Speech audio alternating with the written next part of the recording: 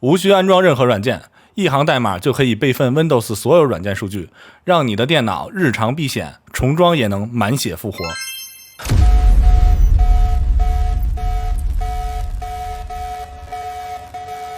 All right, let's see what you can do. Access granted. System optimized.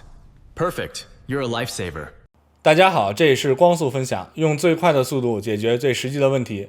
软件数据备份这事儿常被忽视，可一旦丢了，重新配置起来极其耗时。本期教大家一个只用一行代码就能将软件数据冻结在它最美丽的时刻。另外，片尾还准备了彩蛋给大家，希望你能喜欢。话不多说，我们现在开始。我先展示一下备份完成的结果，让大家先了解一下能得到什么。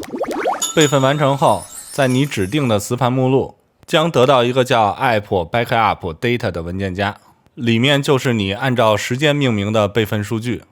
用解压缩软件可以预览一下，你将看到你的整个用户目录已经躺在这里了。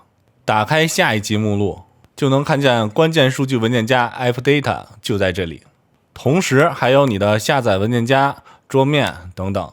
备份完成后，你就得到了使用脚本自动恢复或自己解压来手动指定项目恢复的完全操控能力。准备好，下面我们开始进行备份操作。打开 GitHub 开源项目 LetHelp， 你可以在我的视频下方找到我的项目地址。打开后，滑到这期视频内容的部分，找到这里就可以看到一键执行代码。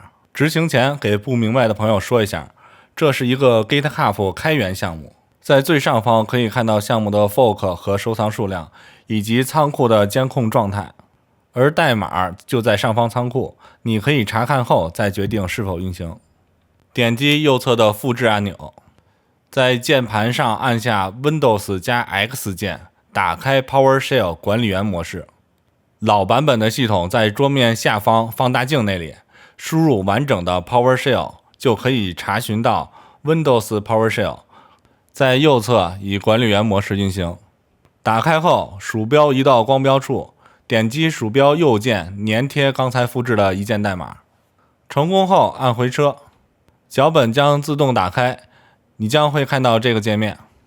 作者是 Light Speed Sharing， 项目是我的仓库地址 Carton 059 LetHelp， 请确认后我们继续操作。选择1是备份，选择2是恢复，我们先选择1，回车。选择要将数据备份到哪个磁盘，我这里选择2 D 盘，回车后马上就会开始。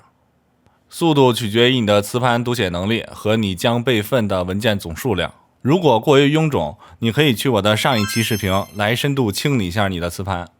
另外，特殊说明，由于备份的是你的用户目录，其中包含 App Data 文件夹，如果当前开启了很多软件，那么部分软件的数据会被占用，造成脚本读取文件困难。我的逻辑是3次读取不成功会跳过读取，所以尽量减少备份时正在运行的软件数量。如果遇到报错，大部分是由于部分软件它的权限比你的管理员权限还高，强行阻止了运行，那么我的脚本无法帮助到你。运行完成后将显示备份报告，并且会根据你的备份情况、备份大小进行打分，越重量级的备份分数越大。复制后在评论区晒出，让我们来一场评分大比拼。备份结束后按回车，可以返回上一集。接下来我们来说一下如何恢复。回到脚本的界面，按2恢复数据，回车，选择之前备份数据的磁盘，你所有的备份将按照日期排序在这里，选择对应的数字即可执行恢复操作。这里需要注意，如果你有单机游戏存档，也会恢复到你选择的时间。手动输入 Y， 回车确认操作，它将按照备份时的数据覆盖回原先的路径。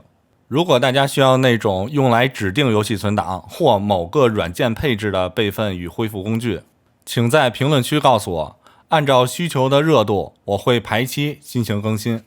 这个脚本并不会备份大家的注册表数据，它只会保存你的软件配置和一些软件缓存数据，在你丢失或损坏时能够快速恢复。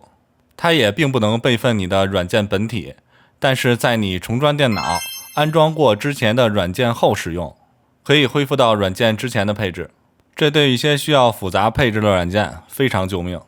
好了，下面是彩蛋时间，感谢观看。